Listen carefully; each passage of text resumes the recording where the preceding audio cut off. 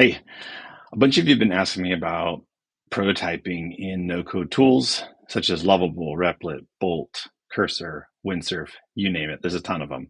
Whatever your favorite is, doesn't matter. This applies to all of them.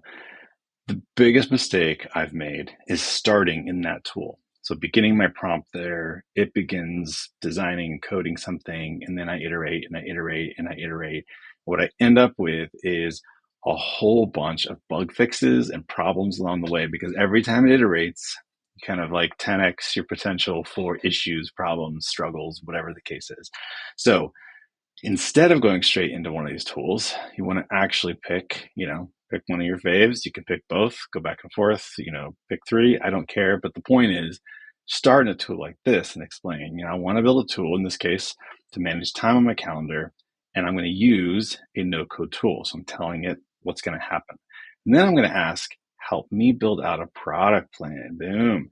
And I want the perfect prompt. So it knows where we're going with this. It's going to take the idea, begin to format it, and then you can also do things like ask me questions along the way. Boom. So I've told it what I want. I told it it's a personal tool. I don't need extra login. Again, all this stuff we're going to filter out before we put it into Lovable. So here's Claude. This is just an example. Again, I'm making this up. A couple of you talked to me about calendar tools, so I wanted to do an example with that.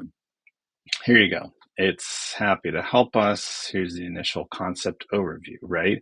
So it paused. It didn't go all the way in. It simply said, is this right? You're looking to connect these things. You want to do these things. And then let me ask questions.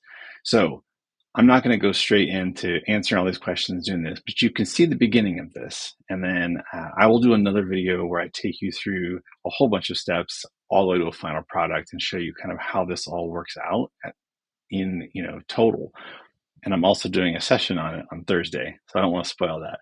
But the point is, you can see already that there's questions, there's potential problems, there's uncertainties. If I just put this straight into my no-code tool, it would have made assumptions and or missed some of those questions and answers, and therefore we would have gone down several different rabbit trails trying to sort it all out and then refix and refactor.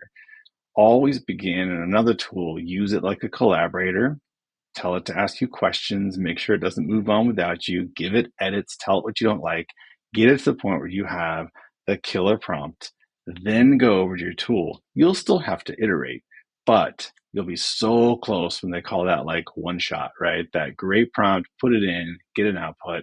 Then you can do minor edits and tweaks and hopefully encounter a whole lot less bugs and fixes and refactors than I have hit in my past. So good luck. Let me know how it goes.